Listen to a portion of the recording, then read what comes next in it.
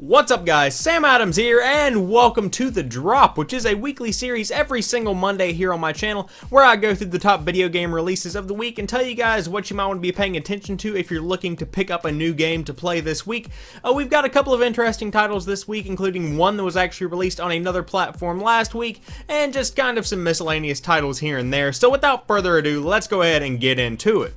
Starting off, we've got Final Fantasy X 10-2 HD Remaster coming to the PlayStation 4, and this one's been out a while on the PS3 and PlayStation Vita, but it's finally making its way to the new generation consoles. Better late than never, right? So, pretty much you play as a guy who has been pretty much evicted from his home, unable to live there because of this dark evil power known as Sin.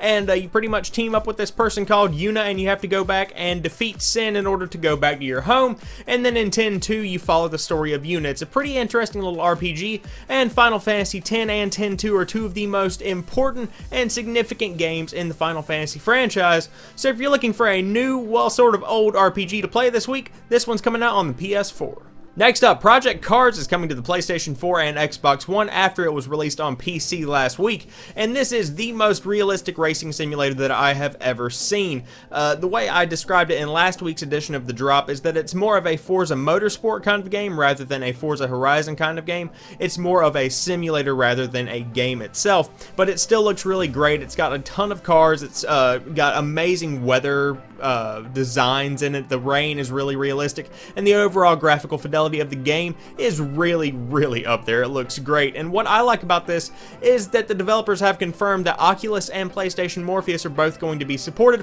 when they are launched next year, whichever one comes first. I'm sure I will be talking to you more about that, but it's pretty interesting. So if you're looking for a new racing simulator to take up some of your time behind the wheel, this one might be for you. Next up, we've got Axiom Verge coming to the PC after it was released on PlayStation 4 just a couple of weeks ago, and this is one of the most remarkable titles I have ever seen, mainly because it was developed entirely by one man by the name of Tom Happ. He developed the game in its entirety and then hired someone else to publicize it afterwards, but it's still just incredible that one guy can develop such a game that has just taken the gaming world by storm. It's pretty much a Metroidvania style game, a very classic NES looking game, released on the new generation hardware, so it runs very smoothly, and I haven't heard any complaints about the PlayStation 4 version, and more versions of the game are expected to come as the launches go off without a hitch. And it looks like this is going to be an awesome game released on PC. I know the guys over on Steam are going to love it, so if you're looking for a new Metroidvania slash classic style retro RPG for you to get into, this one might be right up your alley, and it's coming to Steam this week. And as I said earlier, if you have a PlayStation 4, you've been able to download it there and will always be able to do so, and I would totally recommend it. Finally, last but not least, we've got the Left Behind DLC pack for The Last of Us coming out as a standalone purchase, which is pretty cool for those of us that don't really want to pay for the whole game but still want to experience at least a little hunk of what The Last of Us had to offer. I actually played through it whenever I was playing The Last of Us Remastered on PlayStation 4, and it was actually pretty good. I was kind of surprised. It follows the story of Ellie, the main girl character, the little girl that's like, 13 or 14 years old on the front cover. That's her right there.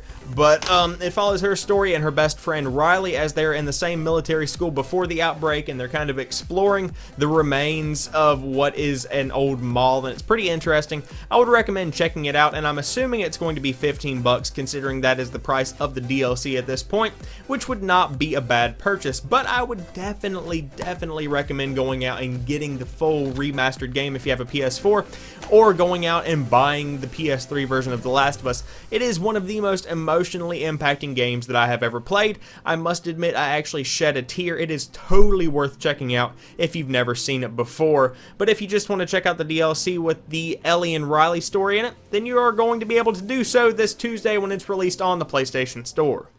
So there you guys have it. I hope you've enjoyed this video. If you did, drop me a like down below and comment what games you're going to be picking up this week, if anything. What struck your interest? Have you played The Last of Us? Whatever you want to say, leave it down in the comments below.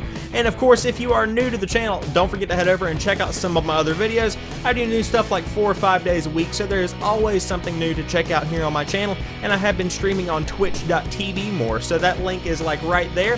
You can check that out if you want, but as of right now, I just want to thank each and every one of you guys for watching this particular video, and I'll talk to you soon.